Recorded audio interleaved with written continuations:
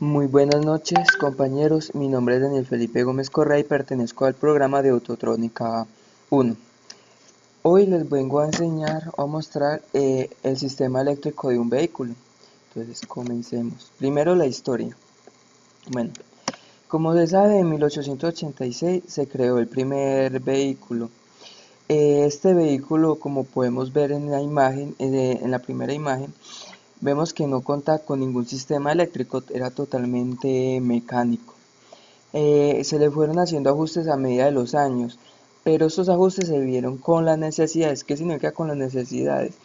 Que a medida de que iba creciendo la población de autos, se necesitaba, digamos, un sistema de señales para poder, digamos, dar vía o dar el cruce de un vehículo. Entonces se crearon el sistema de señales de un vehículo, también el sistema de luces, entre otros artefactos. Esto se fue mejorando con la tecnología.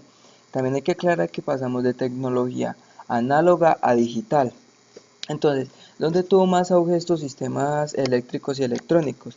Más que todo tuvo también su época en el año 2000, con la revolución de la mecatrónica. ¿Esto qué ayudó?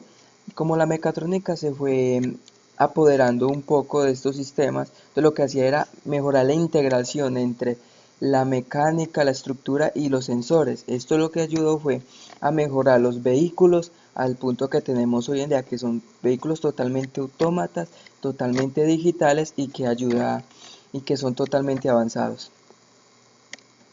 Listo. Vamos a ver ya lo que es en sí la materia del sistema eléctrico del vehículo. ¿Qué vamos a ver en este? Bueno, un vehículo podemos ver que tenemos varios subsistemas del principal, como es el sistema de generación y almacenamiento, el sistema de encendido, un sistema de arranque, un sistema de inyección de gasolina, un sistema de iluminación y un sistema de instrumentos de control. Como pueden observar en la imagen, tenemos todos como un mapa general de todos los sistemas que podemos encontrar en un vehículo. Por ejemplo, acá tenemos lo que son las señales, las luces, también podemos ver lo que es instrumentos de control, podemos ver sistemas de iluminación, este es el acumulador con su sistema de generación, el sistema de encendido lo tenemos por acá, acá tenemos pues lo que da el arranque a todo el sistema y podemos ver que acá tenemos todo el sistema completo en un mapa y un esquema. Bueno, ahora pasamos al sistema de generación y alimentación. Bueno, este sistema de generación y alimentación está formado por cuatro elementos, que es el generador, regulador de voltaje, el batería acumulador, el interruptor de excitación del generador. Bueno, es como lo podemos ver acá en el esquema general, acá podemos ver lo que es el generador, el fusible, el interruptor o encendido, los indicadores o tableros pues que nos dan cuánto, que son los instrumentos, por así decirlo, de medida, el generador y el regulador de voltaje. Esos son los sistemas que conforman el sistema de generación y alimentación.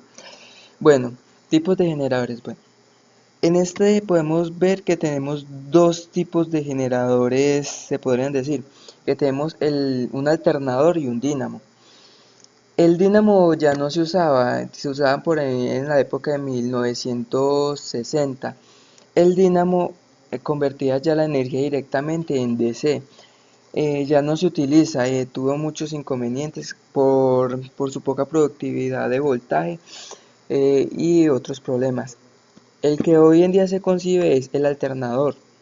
Un alternador, ¿qué es un alternador? Un alternador conviene el movimiento del vehículo en energía eléctrica.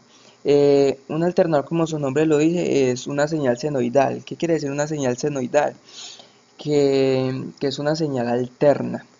Entonces que él va a estar variando una señal alterna y para eso se necesita pues que venga incluido con un puente de diodos para poder que transforme esa energía de C en AC. Las ventajas de esto es que puede hacer generaciones mucho más rápida, la generación mucho más rápida con menor esfuerzo. Bueno, el tipo de alternadores. Para yo elegir un tipo de alternador necesito tener en cuenta unos parámetros, que es la tensión del alternador. ¿Qué significa con la tensión? O sea, la tensión que va a venir a alimentar mi batería y va a venir un poquito. Por lo general, los alternadores le entregan un poquito más para la batería, pues para poder compensar cierto ese tipo de energía. La entrega de potencia, también toca tener en cuenta que también toca elegir cuidadosamente el tipo de potencia del alternador. ¿Por qué? La potencia es la capacidad que él tiene de entregar y cargar la batería. Si nos quedamos cortos de potencia, la batería primero puede que cargue muy lento o no cargue. Eso ya es dependiendo. El margen de revolución, o sea, qué tan rápido va a girar mi alternador para poder mantenerme en un rango aceptable de generación. Y la corriente máxima que me aguanta. Bueno, como podemos ver acá en el esquemita, podemos tener como un esquema general de los pasos de un alternador. ¿Qué necesita un alternador? Bueno, un alternador necesita generador de corriente, que ese sí es el alternador que me genera una señal alterna. Un rectificador se hace por lo general por puente de diodos. Un rectificador lo puede tener el alternador ya listo o puede venir por aparte, eso ya depende del modelo. Y el regulador de tensión, bueno, el regulador de tensión es para qué. Un alternador va en función de las RPM, eso quiere decir de las revoluciones del motor. Entonces cuando esté mayor revolucionado va a generar mayor voltaje. Entonces, como la batería tiene como un valor de voltaje específico, puede que nosotros sobretensionemos nuestra batería, puede que explote o tenga otros problemas. Entonces se utiliza siempre un regulador de tensión que mantiene siempre estable, no importa la variación, mi sistema. Bueno, y tenemos también otros especiales como, o sea, el funcionamiento del alternador, que sirve para cargar la batería y cuando esté encendido el vehículo me sirve como carga energética para los instrumentos del vehículo. Bueno, a continuación podemos ver los diferentes tipos de alternadores que existen. Por ejemplo, aquí podemos ver un alternador compacto. Estos alternadores compactos son, pues, son de baja más o menos potencia, tienen un buen tamaño y un peso reducido. Puede generar a un margen considerable de revoluciones. Este de acá, que es un alternador de polos individuales, este son muy potentes y suelen destinarse a autobuses y vehículos industriales debido a su alta potencia. Y los alternadores monobloques son estos que tenemos aquí, son, como su nombre lo dice, son muy compactos. Estos se utilizan, pues digamos, cuando tenemos espacios reducidos y permiten mayor velocidad de giro, o sea, más RPM. Por ahí entre 8000 y 20000 RPM puede permitir este tipo de motor, este tipo de alternador, perdón. Y tenemos estos que son alternadores con refrigeración líquida. Cuando se refiere a refrigeración líquida, significa que el sistema está en constante ventilación, en constante ventilación y contacto con el líquido. Cuando se enfría con líquido, su principal ventaja es su considerable entrega de potencia. Puede generar altas entregas de potencia por esa parte. Bueno, en los tipos de acumuladores. Pueden existir una alta variedad y gama de acumuladores dependiendo de las necesidades que nosotros tengamos.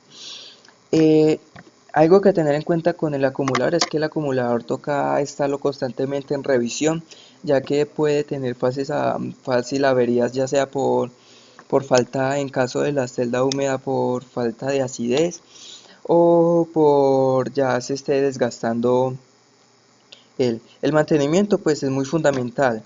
También se puede decir que la batería toca hacerle una revisión periódica. En los coches más que todo, la batería puede tener un promedio de vida de 4 años sabiéndolo usar.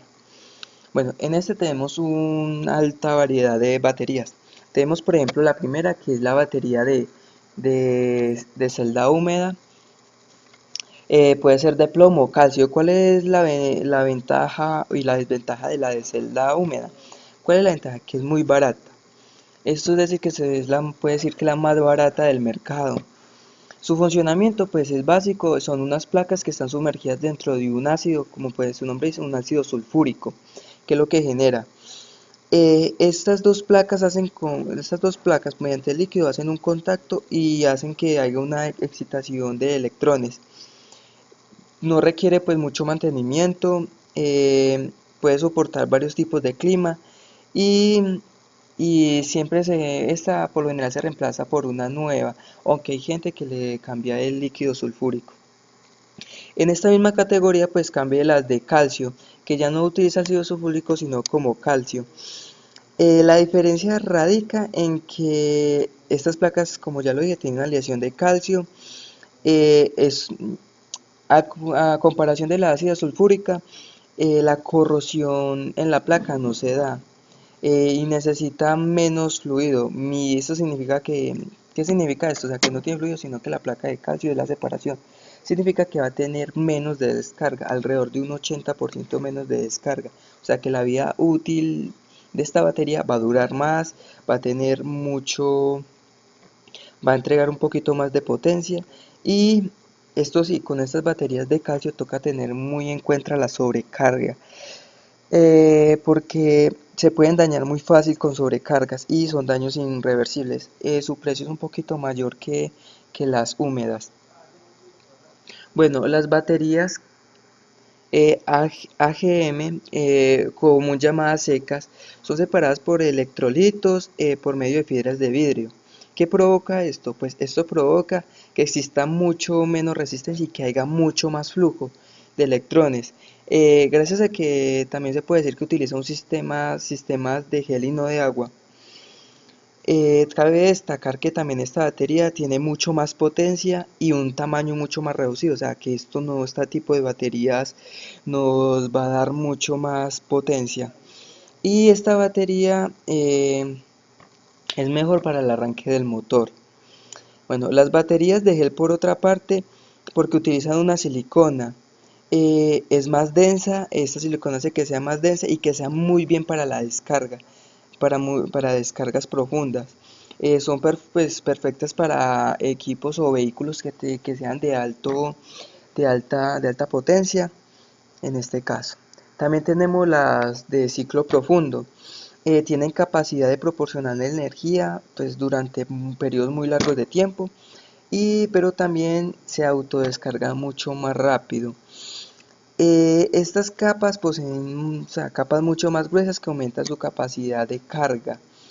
Estos tipos de baterías son más que todo destinadas para vehículos eléctricos. Y estas son las nuevas baterías pues que se están ahora implementando, que son las baterías ion de litio. Este tipo de baterías pues las podemos encontrar en casi todos los electrodomésticos comunes.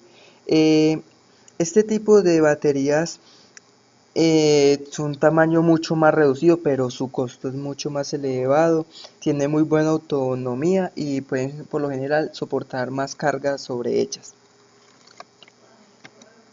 Listo. Ahora pasamos a los reguladores. Bueno, los reguladores son muy importantes a la hora de un vehículo. ¿Por qué? Después de que pasa del alternador, pasa por su respectivo puente de diodos, el regulador de voltaje es que me va a asegurar que se mantenga en un voltaje estable. El alternador, como ya lo mencioné, genera voltajes intermitentes que no se mantienen en uno solo. Entonces lo que me hace el regulador es mantenerme, digamos, 12 voltios, me asegura 12 voltios, no me va a subir ni por encima ni por debajo de 12 voltios. Esa es la función principal, para poder, digamos, que no tengamos problemas en los sistemas eléctricos por sobretensión ni tampoco en la batería. El regulador de tensión, pues prácticamente podemos tener dos grupos que podemos tener acá. El regulador de tensión electromagnético. Este lo que hace es abre un circuito para evitar que el voltaje aumente y atraviese la lámina metálica y el campo magnético. Tiene una bobina también voltamperimétrica que ayuda a esto a mantener la tensión. Este tipo de regulador es algo más como el nombre dice, mecánico. Ahora, ¿cuál es la moderna, por así decirlo? La de regulador electrónico. Estos reguladores electrónicos, la ventaja de la anterior es que tiene componentes electrónicos como resistencias, condensadores, transistores, que me ayudan a controlar la corriente mucho más exacta y proteger los diferentes elementos principales de una manera mucho mejor. También puede funcionar como un interruptor, o sea que puede apagar totalmente el sistema como el sendero. El regulador de voltaje electromagnético funciona constantemente. Listo. Ahora nos vamos a lo que es el sistema de encendido.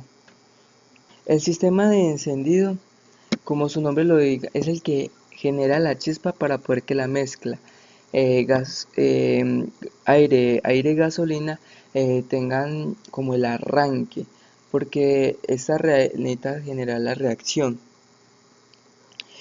Para poder que esta reacción química se pueda producir, entonces se necesita una chispa que se genera en este caso si es por bujía, por un salto eléctrico. Aquí podemos ver las partes de un sistema de encendido. Tenemos lo que es la batería, la llave de encendido, el distribuidor, bobinas, sensores, unidades de control, pues si en caso que las tenga, también en caso que tenga los sensores por cable y la bujía que es el que me da la chispa. Toca aclarar que por ejemplo en los sistemas de motores diésel no hay necesidad de porque él no necesita una bujía o algo que genere chispa, ya que él genera por compresión, él mismo se autoenciende. Bueno, acá podemos ver un esquema muy general de cómo es el sistema de encendido. Tenemos la batería, la llave, bobina, condensador y los distribuidores. Y por último tenemos sus bujías. Por otra parte tenemos, bueno, en los tipos de encendido. En los tipos de encendido, la evolución pues, de los autos también han dado que mejoren los sistemas de encendido motor. Entre ellos se encuentra el sistema convencional, transistorizado, encendido transistorizado por efecto Hall, por generador de pulsos y controlado por unidad de control. Bueno, vamos a comenzar por el sistema de encendido convencional. Estos sistemas de encendidos convencionales eran muy utilizados en los vehículos, por ejemplo, más o menos aproximado hasta los 90. Básicamente un sistema de encendido convencional está compuesto por su batería, que es la obviamente encargada de proporcionar la energía, su llave de contacto, bobina de encendido que es encargada de transformar la tensión de la batería en alta tensión, su distribuidor que es el elemento encargado de distribuir la chispa, el platino que es que se conecta o desconecta el circuito primario de la bobina, el condensador que controla los picos de voltaje y pues encima de eso los cables de bujía que son necesarios de llevar, y la bujía de encendido que por lo general está ubicada en la cámara de combustión y se encarga de generar la chispa le dice la encarga de que genere el chispazo para poder que la mezcla se encienda. Bueno, en este sistema lo podemos ver, es muy básico, no podemos decir que tenga elementos eléctricos y electrónicos, es el más convencional. El transistorizado es un poquito más moderno. Separa, digamos, dos etapas, la etapa de control del mismo con la etapa de potencia. Es muy parecido al sistema convencional, pero que hace uso de elementos de bloqueo. Como podemos ver, con transistores hace ese bloqueo. Tiene varias ventajas respecto al encendido convencional. Una de ellas es mayor durabilidad del ruptor o la platina, tiene chispa de mejor potencia y los contactos están sometidos a baja tensión, lo que significa que duran muchísimo más. Bueno, el otro es encendido transistorizado por el efecto Hall. Es el mismo parecido al de atrás, pero cuenta con un generador de impulsos de efecto Hall. Este también presenta algunos semiconductores para poder que haga el efecto. Tiene una barrera magnética que es la parte fija, del rotor, y tiene una parte movible que es la pantalla magnética, como podemos observar en la imagen. Listo. La pantalla magnética va unido al distribuidor, dependiendo del número de cilindros también va en esto. También tiene un sensor, es un sensor que siempre tiene 3 conexiones, por lo general va positivo, otro más y el otro que lleva la señal. Eh, bueno, tenemos ya el encendido por unidad de control. Estos sistemas por unidad de control se activan y controlan la bobina de encendido.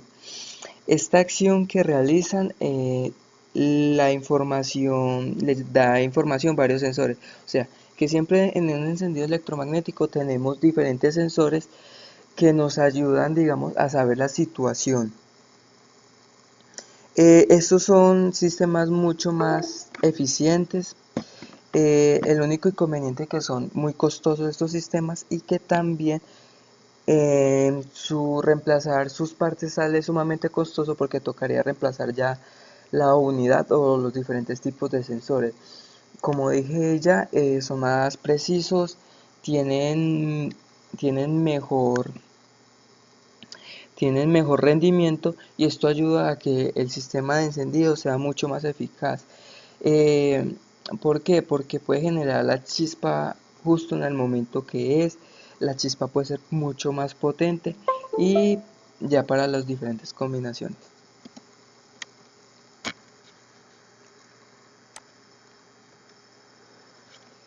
Ahora pasamos a un nuevo tema, sistema de inyección. En este caso vamos a hablar específicamente de la inyección electrónica. El sistema de inyección electrónica, a diferencia de por carburación, ofrece muchas ventajas, ya que se puede tener un control de la entrada y salida, la entrada de aire y gasolina y la salida de los gases.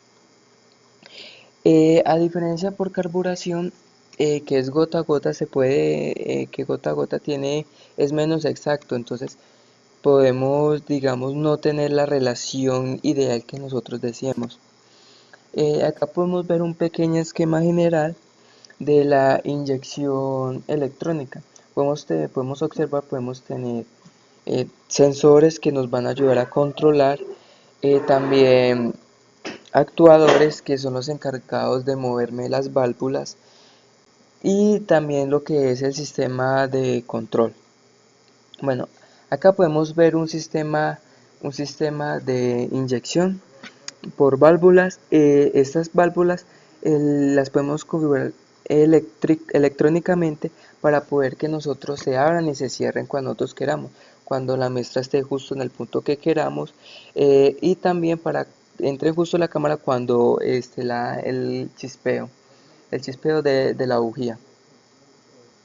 Bueno, acá podemos ver algunas partes del sistema de inyección, como son bombas eléctricas, inyectores y los diferentes componentes que lo forman. Eh, Actualmente, bueno, les voy a mostrar pues un pequeño videito de cómo funciona la inyección electrónica. Bueno, bien, tenemos el sistema de iluminación. El sistema de iluminación es muy importante en un vehículo, ya que nos dan, digamos, lo que son la iluminación por la noche, también nos dan, digamos, iluminación dentro del vehículo y también las señales de posicionamiento, señales de cruce, entre otros, son muy importantes. Más o menos un vehículo puede contar con 16 tipos de iluminación, o la lámpara, mejor dicho, que lo que nos hace es ayudarnos a los diferentes tipos, por así decirlo, en los diferentes tipos de necesidades que tengamos. Eh, en los tipos de iluminación podemos contar con 4 gamas, que es el bulbo incandescente estándar. Este bulbo ya está mandado a recoger, ya es tecnología antigua. Este bulbo utiliza un filamento que lo que hace es generar las ondas lumínicas.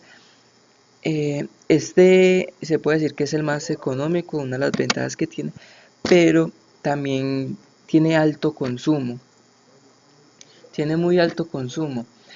Fuera de eso también genera calor, lo que puede generar muchos problemas. La vida útil es medianamente buena, pero como digo, es tecnología mandada a recoger. Los bulbos incandescentes halógenos son muy parecidos al primero, también tienen un filamento, pero tiene un gas por dentro tiene un gas por dentro que lo que ayuda es que tenga un mejor brillo. Actualmente son las más comunes en el mercado. Tienen mejor consumo que la anterior y, y tienen más potencia lumínica. Y también los de arco eléctrico por xenón tienen alta capacidad lumínica de los rayos. También al tener este gas xenón ayuda a mejorar mucho más el brillo a comparación de los incandescentes y los halógenos. Y también a comparación de ellos, estos utilizan un arco eléctrico para poder generar la iluminación. Y lo último son las últimas que se está trabajando en tecnología, que es bombillas de tecnología LED. La ventaja de esta tecnología es que genera muy bajos consumos, alta potencia lumínica. Puede generar mejor iluminación, mejor brillo y también se puede decir que alto rendimiento. El problema con esta es que es su costo y actualmente están en desarrollo. Listo, ahora pasamos a lo que son instrumentos de control. En los instrumentos de control podemos categorarlos en diferentes ítems, lo que son instrumentos de control para el funcionamiento técnico del coche, para indicar la circulación vial, señales de alarma y alerta. Los indicadores más comunes en el sistema de control pueden ser, dependiendo también del modelo, son los niveles de combustible, nivel de carga del acumulador, presión de aceite, velocidad de giro del motor y presión de los neumáticos. En los instrumentos de control técnico tiene que ver con toda la parte del funcionamiento del vehículo. En sistemas de alerta son todo lo que tiene que ver con fallas en el sistema de frenado.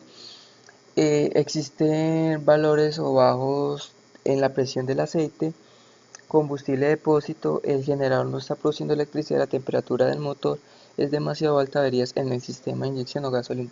Aclaro, todo esto depende del modelo del vehículo, que no todos los vehículos traen los mismos sensores y no todos traen la tecnología, es también dependiendo de qué tan reciente sea el vehículo. Bueno, concluyendo un poco esta parte de acá, en los sistemas de control de instrumentos, perdón. Bueno, concluyendo un poco los sistemas de instrumentos, podemos tener todo, o sea, podemos visualizar todo el control.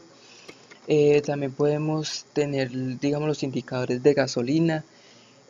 Todo ese sistema que nos ayuda a mirar el funcionamiento y a tomar acciones sobre él. Ahora pasamos a los sistemas electrónicos. A un futuro. Los sistemas electrónicos a un futuro siempre tienen alianza con lo que son con sensores y también la alianza con la electrónica. Se esperan que estos sistemas sean mucho más autónomos e inteligentes, que se puedan conducir por sí solos, que tengamos total control de todos los sistemas en el vehículo y saber el estado actual de ellos. Se puede decir que pueden llegar a ser unas tecnologías mucho más desechables, pero es un gran avance, ya que por ejemplo podemos tener mucho más comodidad, mucha más seguridad a la hora de conducir, ya que todos los sistemas están controlados. También se espera que los vehículos en un futuro avancen, se espera que también sean mucho más seguros, que puedan, digamos, tener autos frenados, se parqueen solo, digamos que el conductor lo único que tenga que hacer es sentarse ahí y que el auto lo lleve a cualquier parte. Por esa parte tenemos. Bueno, y ahora las preguntas. Mencione dos subsistemas del sistema eléctrico de un vehículo y mencione dos componentes del sistema de generación y alimentación. Dos subsistemas están más arriba, están muy fácil. Y el sistema de dos componentes, sistema de generación y alimentación. Bueno, eso es todo. Muchas gracias por su atención.